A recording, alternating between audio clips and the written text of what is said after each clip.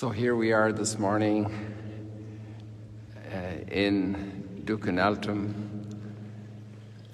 in Magdala, and I came here to start today, besides the fact that it's very wet outside, but we'll be able to go outside because it's no longer raining, is we have all these women here honored, and all these women of the New Testament are connected with the women of the Old Testament through the symbolism of the mosaic taken from our first century synagogue here in Magdala.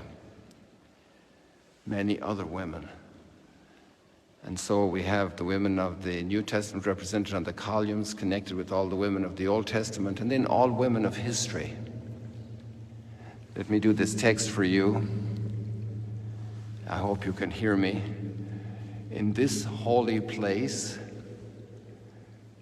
the Church gives thanks to the Most Holy Trinity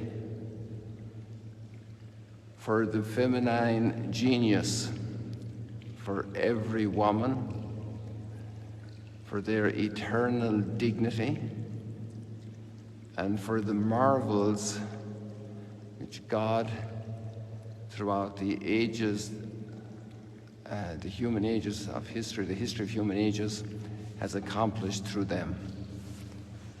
And today we're meeting two women in a conversation, a strange conversation in a way, but a very natural conversation in another way, and a very supernatural conversation in another way. And these women are more than 1,000 years apart, but they're deeply bonded.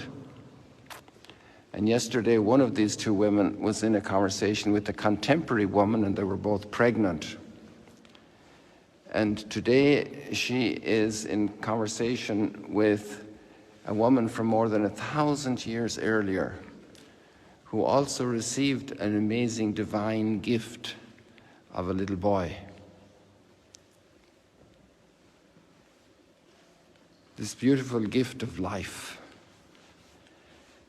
And there are two things really about this whole picture today is the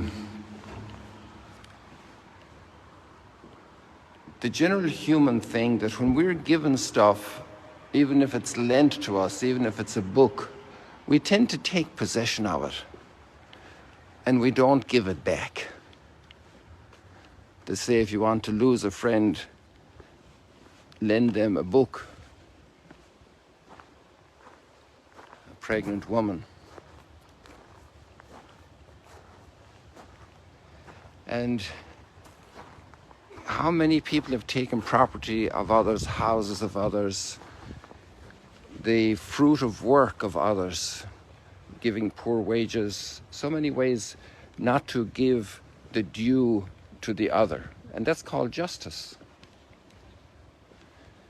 And when there's no justice, there's no peace.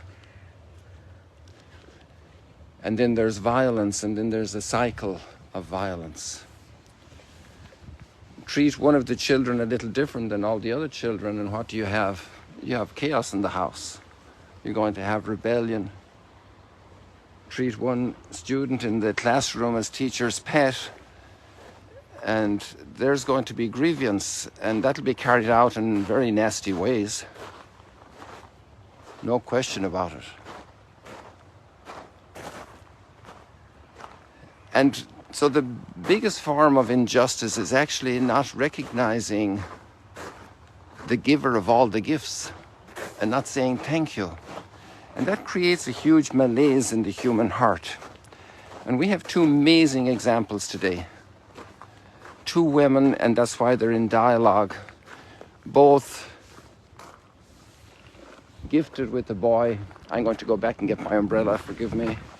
It's beginning to drizzle, I don't want the rain falling on the camera. And this one mother, 1,100 years earlier, the mother of Samuel, the prophet, Hannah, brings back the child to the temple in Shiloh where she had prayed for him and had become pregnant after so many years of infertility. And she gives the child to God. The dedication of children at birth, that incredible wisdom and goodness to dedicate children to God. And in the same line we have Mary, and she's speaking the Magnificat today, the continuation of yesterday's conversation. And these three women have a heart for God. Three women with three pregnancies, and we could throw in for good measure Samson's mother, whom we read about a couple of days ago. This ability to open the heart to say thank you, not to keep for ourselves what belongs to another. I heard an amazing line once from a principal of a grade school in a parents' meeting, telling the parents that God doesn't have grandchildren. And probably for certain moms and dads, when the children are very small, they go to kindergarten, they go to first and second class, the parents obviously are very responsible, need to be very responsible, have a big responsibility for the children, but they also need to let the children grow up and let them take the steps that they need to take to become responsible, self-directing individuals. To leave each person their due, and especially the giver of all the gifts, to leave him his due. This is one of the biggest challenges for humanity. And when we don't do that, we will suffer major unease in our hearts, in society. To give each person their due and to give God his due. My soul magnifies the Lord, proclaims the greatness of the Lord. What a beautiful way to go. People, allow me to finish because I have a commitment with other people, and we had a misfire this morning with the Facebook live stream, and it didn't have sound, and I had to cut off and go again. So God bless you. See you later, alligators. I hope the sound worked in this second attempt, and I wish you continuing preparation as we really get close to Christmas now.